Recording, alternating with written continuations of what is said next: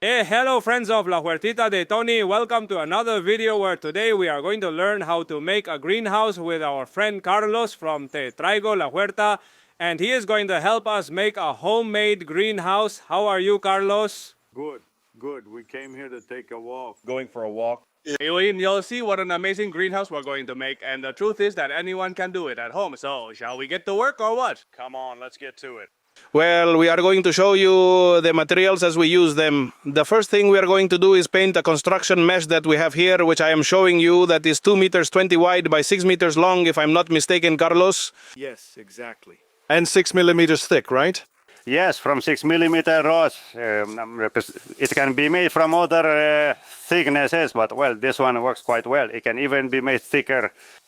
But this one is better because it's more manageable, right? More manageable, lighter, costless, and then setting up a structure to hold it is quite sturdy. And why are we painting it? Well, also to protect the iron and especially the plastic. Yeah, but also because when it's like this, the iron gets very hot in the sun, and if we paint it white, it doesn't heat up as much, and the plastic will last longer. And we'll let it dry for a day, right? Yes, and then tomorrow we set it all up. So then we go painting the entire mesh on both sides, little by little, with good company and good conversation. We are going to prepare the area where the greenhouse will go. Then in this case, the greenhouse will be 4 meters long. We determine the length with the width of the mesh. That is, if you wanted it to be 6 meters, we would need 3 meshes. We are going to use 2 construction meshes. We are there with Carlos. Here we are with the fresh Asturian morning. And how do you determine the width of the greenhouse, Carlos? Well, more or less so that you can stand even with a height of a greenhouse where you can stand comfortably. I made mine 2 meters. I think mine is 2 meters 10 in height, something like that. So you end up with a width of 3 in the end. It's not 3 meters 10, something like that. 3 meters 10 is good. To place a cultivation table of about 1 meter and something wide on each side and have a good aisle in the center to work well. Well, you know, the width is determined by the height you want for the greenhouse. We are rethinking the area it will occupy. Yes, Mabo, since it's a rectangle, we have to make it nice and straight, get the right angles from the corners, from the squares, you see. However, that a very easy technique is used to make a square, which is drawing a straight line, and we have to make a triangle. One side of the triangle has to measure 80 centimeters, and the other 60. And the hypotenuse is, let's say it which is this line that connects where we marked from here 80 and here 60, has to measure exactly 1 meter, no? Then we would have a perfect square. A perfect right angle, of course. If not, one of the sides would have to be moved. It would need to be moved. Inward or outward? Oh. So that it gives us a 90-degree angle. Now, then when we draw this line, we will do the same, okay? And then we measure everything again to ensure that all the corners are at 90 degrees. So this way, the base of the greenhouse will be perfect so that later when we install the door and everything fits well to the right measurement. Well, we are driving rods of 10 or 12 millimeters, about 1 meter 10, something like that, to drive them into the ground, about 15 centimeters, 20 if you can insert it, as there is quite a bit of stone, and well, depending on how your ground is, you might be able to drive them in or not. Here, since we can drive them in, it's the anchoring system of the greenhouse to the ground, okay? The rods need to be driven in with a slight inward inclination, because later it won't be the way to... of the greenhouse, of semicircle, if we drove them in vertically, the tip would take out outside the mesh and would tear the plastic. We place a corrugated rod at each end of the mesh, okay? And then we left one in the middle that we will put after placing the mesh so that it aligns with another rod. Between two, we place the mesh and we must ensure it aligns with the corrugated rods at one end and the other, so it is well positioned. Once we have placed it, we must always put the corrugated rod on the inside, the mesh on the outside, and the wire should always be placed inward because otherwise we might tear the plastic. Very important, okay? Once we have placed the 2 rods at the ends of the mesh, we drive a rod in the middle and do the same procedure. We put wire and tighten it next to the mesh to give it stability. We do this procedure on all the corrugated rods and at all the intersections of the mesh. With pliers, let's twist the wire until it's nice and tight and cut the excess with pincers. So perfect. The rods that stick out from the ends, if we want, we can drive them into the ground, although this step is not necessary. Once the first mesh is anchored, we can place the second one, which we will put on top of the first mesh. And as you can see, it's unpainted because we can also paint it later. We position the other mesh, okay? More or less, Carlos will help me. I lost the track of where I was. Make sure they are more or less on level with each other with the iron. Okay, now like this. And now we hold it with wire and we are going to secure the joints with wire, as Carlos says. We will join the two mesh panels with wire, like we did with the corrugated rods at each crossing, or if we want, we can skip one crossing and secure the next. We will put the wire on joining the mesh with a tube or any other tool you find. We bend the excess iron inward. They can also be cut with an angle grinder, you know, but well, we are going to bend them inward. And then here we will put a protector so that the plastic does not break. We will do the same on all the protrusions of the two meshes, both at the front and at the back. Well, no, we joined the two mesh panels and we're also going to tuck in the iron a bit so it doesn't tear the plastic. Okay, make sure the tip is facing inward. We could also cut it with an angle grinder, but well... Before we start working on the front and back of the greenhouse, we will varnish or apply linseed oil to the slats we will use to make this structure. The slats we used are 4 by 4 centimeters and 2.5 meters long, and we used about 16 slats, although this is more of a guideline. We are going to make the door 1 meter wide in case we enter with a tray of seed beds or something, so it doesn't get in the way. It's better to make a big door, but also this way to open it later and ventilate the greenhouse well. Here we are going to make a door, and there at the top a window. Okay, you see? And above all, it should be spacious so that when summer comes and it's hot, we can open it and let the air circulate well. And we are marking because that's where we are going to place the frame, right? Yes, here goes the door frame. So we make a hole about 15 centimeters deep or so, and we put the wood up to here, and here we make the door frame. To mark where we have to cut the posts, which are the door frame at a specific height, or... At least respecting the arch of the arch that the mesh forms for us. Well, we are shaping it ourselves, right? Yes, we are shaping it so that visually it looks like an arch, more or less as perfect as we can make it.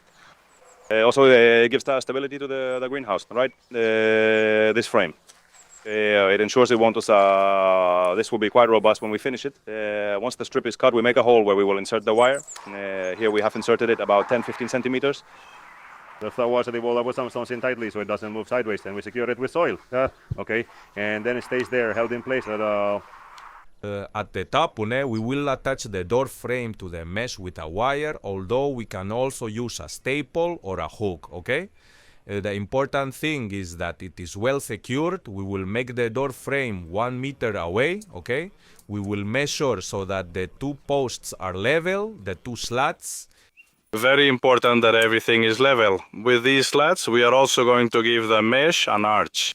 This is very important because it will also give stability to the greenhouse. So we need to have the slats at the same height. We are finishing the frame of our door. I have made the frame 1 meter wide and 1 meter 90 high. Well, because I am 1 meter 87 tall, so we need quite a bit of height. This is up to the consumer's preference. To prevent those greenhouse from swaying, we are going to add some braces to give it structure and reinforce it using slats. As in this case, they are also 1 meter long. We level it and screw it in. On the other side, we will reinforce it with a wire. We make a hole in the strip and connect it. We can also secure it with a hook or a staple, even with a clamp, whichever method you prefer. The important thing is that it is well secured. We place a strip right in the middle to give strength and stability to the mesh, and it will also help us shape it. And we have one of the fronts ready. We have placed 3 reinforcements on each side, one at the bottom, one in the middle, and one at the top, which will have a slight angle to help shape the mesh. And now onto the other side. verify after. And right at the back, we are going to place some pillars at the same distance as the existing ones to make the door frame. They will serve as pillars to properly support the greenhouse. And that's where we're going to put the window. It's important to have a window because every greenhouse needs ventilation. We are making the window frame 1 meter, just like the door, the same size as the door, 1 meter wide by 100 centimeters high. But come on, we can do it however we want, right? Yes, this measurement, well, ideally it should be wide so that the air circulates well when it's hot, right? And so that you don't have problem. By placing the slats besides securing and giving stability to the greenhouse, as we are also shaping it, you notice that here it forms a kind of arch already, right? The whole arch. And here, since we haven't put it yet, no, you notice that the mesh still doesn't have an arch shape. We're going to shape it now with the slats. Yeah, always level, there's. Let's shape it and open it. We need to open the mesh, okay? To shape it with a slat, we give it the shape of an arch slat, more or less, to cut the angle it requires here to place it, and so that the wood doesn't, no edge of the wood sticks out, so it doesn't tear the plastic.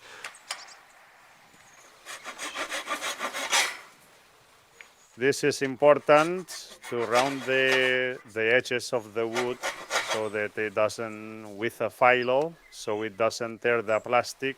We do it with all of them, right? Yes, with all of them.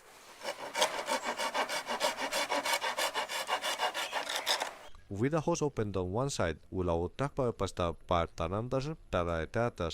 will go around all the edges of the mesh, both the front and the back, to protect the plastic from any rubbing against the mesh.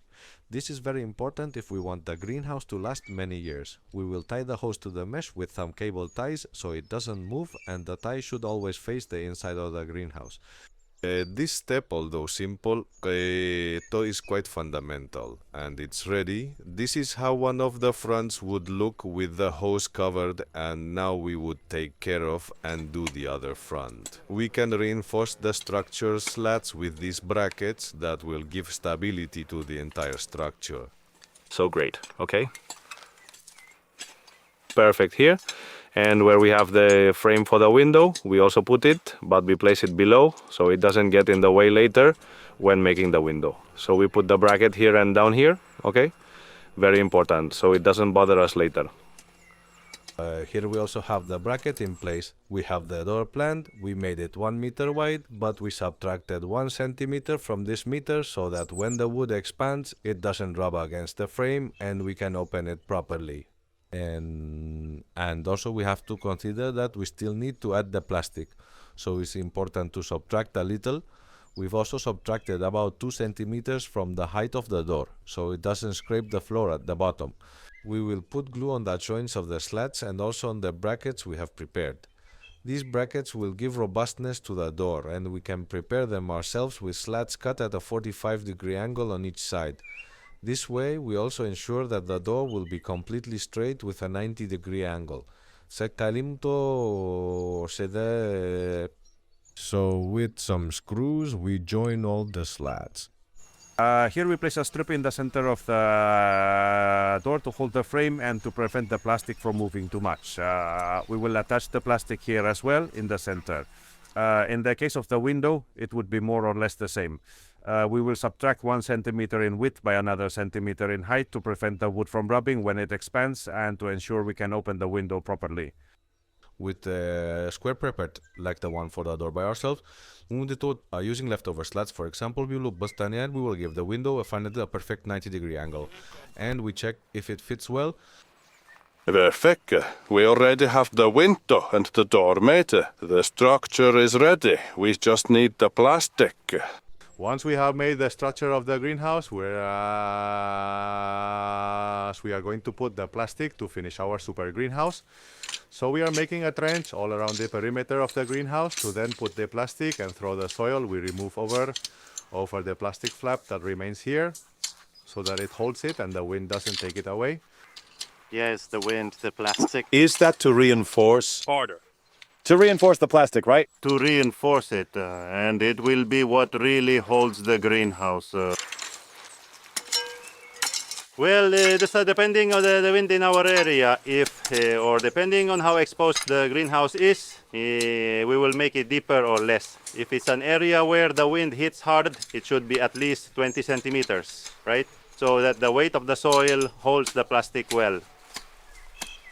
It can also depend on the soil that you have now, and if it is very rocky or even cannot be dug down, not also make a trench. You have to look for other systems to hold the plastic. So you know, more or less between 25 to 50 centimeters deep and about 20 to 25 centimeters wide. We are going to prepare our trench to the rhythm of good music.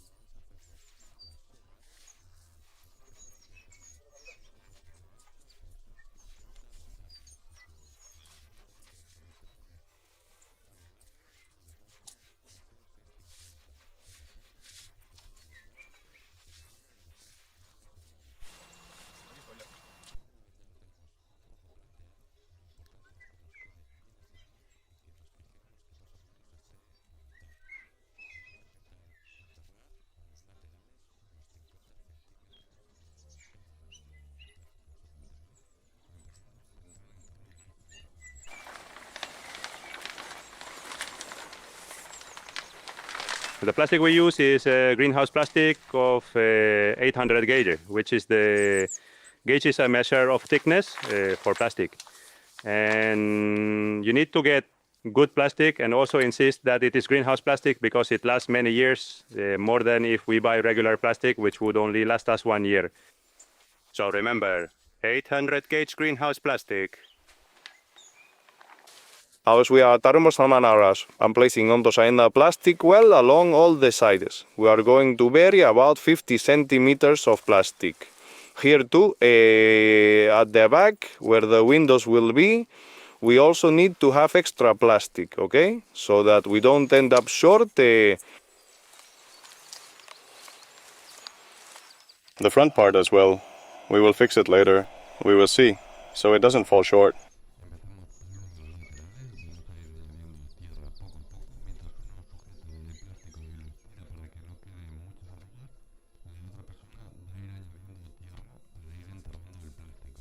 Oh, but we have covered one side of the plastic of the greenhouse, the other side there. And now the trick to make it look good is to tighten here on this side.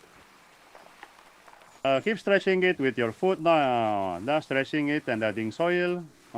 This way the plastic stays quite taut. It's a good idea to do it on a sunny day so the plastic warms up and is easier to handle, right? This is a bit important, but this way it stays tight and makes the greenhouse sturdy.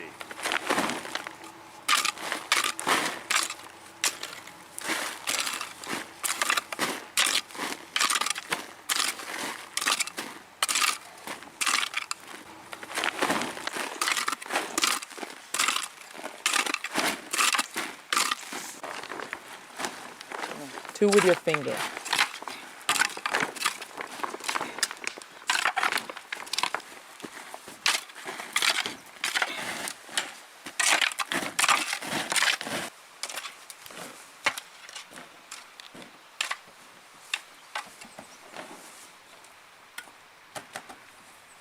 Well, once we have put up the sides of the greenhouse, we can start with one of the fronts, for example, where the door will go. We cut the excess from the door and leave a bit of extra plastic, like a kind of surplus, to be able to staple it later onto the slats. With a stapler or with thumbnails, we will anchor the plastic to the slats, and while one person is stretching the plastic, the other can staple it. We start with the top frame of the door and leave it nice and tight, and once we finish the top part of the frame, we can move on to one of the sides.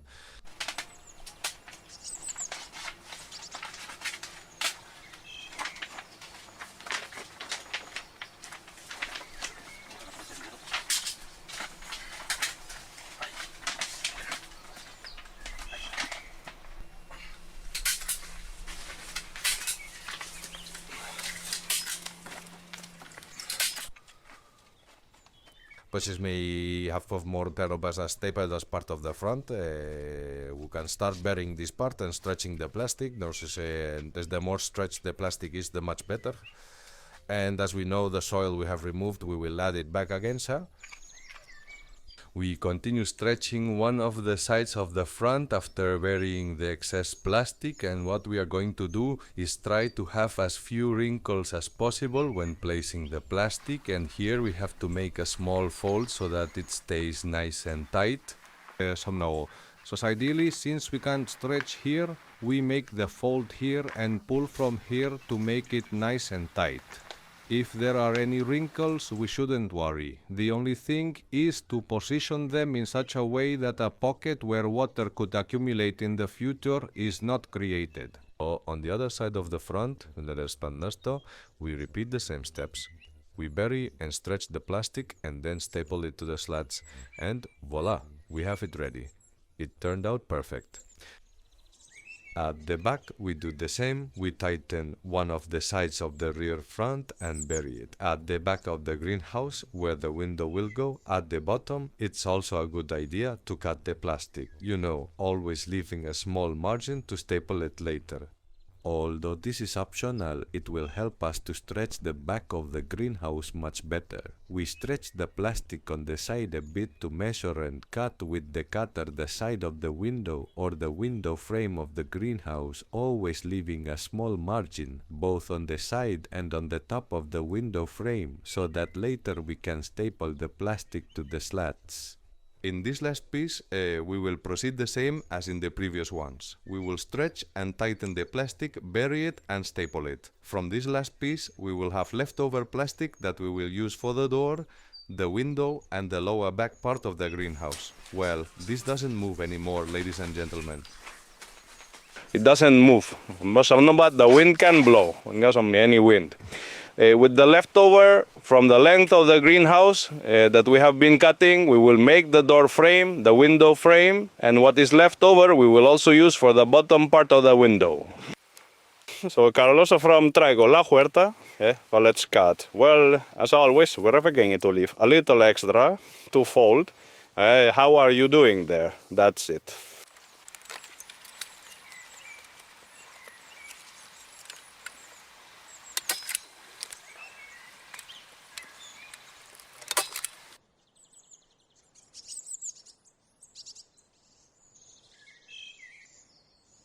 But once we have placed the bottom part at the top, we pull, and leave it tight and staple it. Once the top and bottom parts are finished, we move on to the sides of the door and do the same. We tighten a bit and staple. And then on the other side, the same. Here we do want it to be nice and tight. On this strip, it's not good to staple because it ends up tearing the plastic. So with a thin piece of wood, we can place it and use some screws, and that way we make the plastic on the door tighter, although it's not necessary.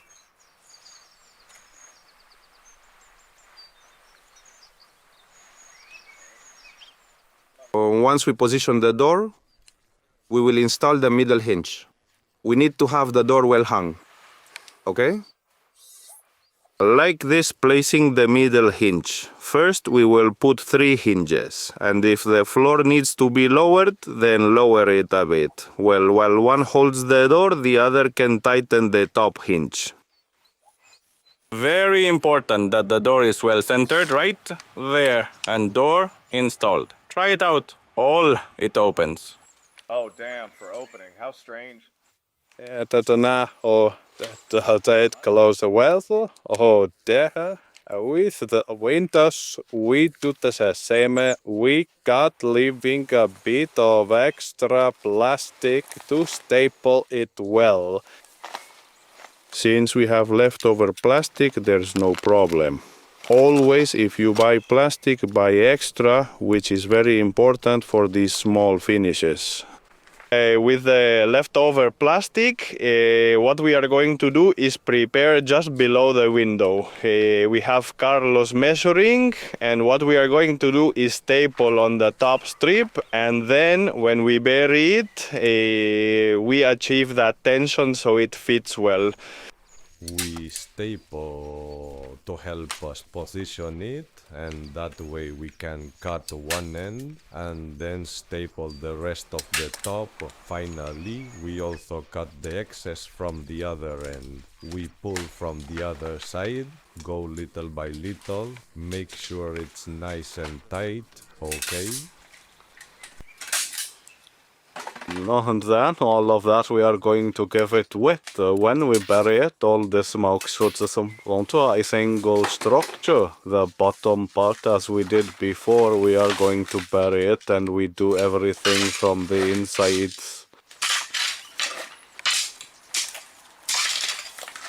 We place a window frame with a hinge on each side to open we put it on the outside, okay, so that we open the window outward.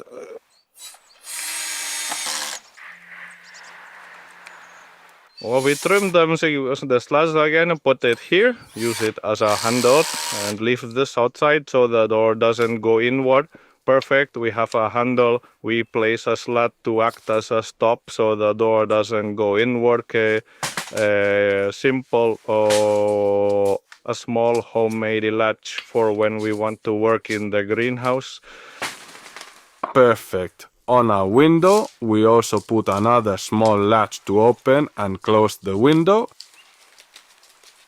Perfect. A strip on the window as well, so the window doesn't go inside. Perfect. And on the other side, we put another one. Miguelao, we need to put a rope now. We have a system here with a rope. We open the latch, release the window, and perfect. We have the greenhouse open and fully ventilated. If we want to close it, we pull the rope, put the latch, and done.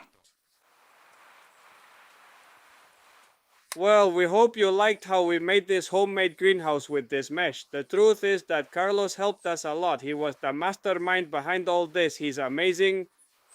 And that you feel encouraged to do it, right? Yes, that they take the materials. That with a friend, it's easier to work. Exactly. Everything is always better with a friend. And do it with a couple of days of work in the field and with good people and good friends. Well, you work very well and build things like this. So that's it, guys. Yeah, see you in the next video. I hope you like it. Give it a like and see you in the next video. Goodbye.